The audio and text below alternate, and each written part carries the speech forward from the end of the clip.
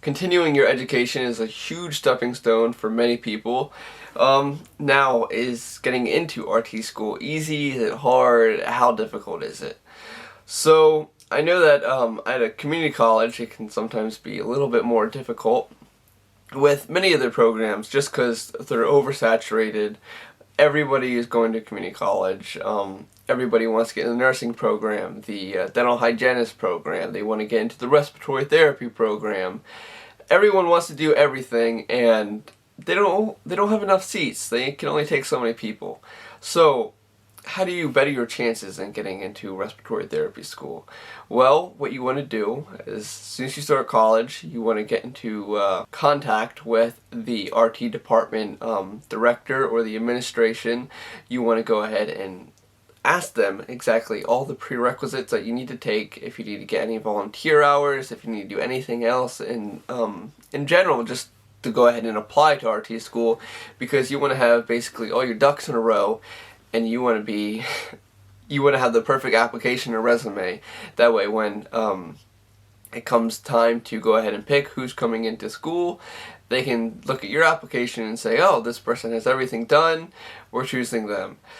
So I do know that a lot of schools do have a GPA requirement, and that's kind of what they mainly look at. And if you meet all the requirements, then what they do is they'll interview you. So this interview here is most likely going to be like a behavioral interview. Well, they'll say, tell me about a time this happened, or tell me about a time this happened. You were angry with a coworker, how would you handle it? Things along that line. So I'm going to make a whole other video talking exactly about questions that will be asked during the RT school interview process. So make sure you stay tuned for that video.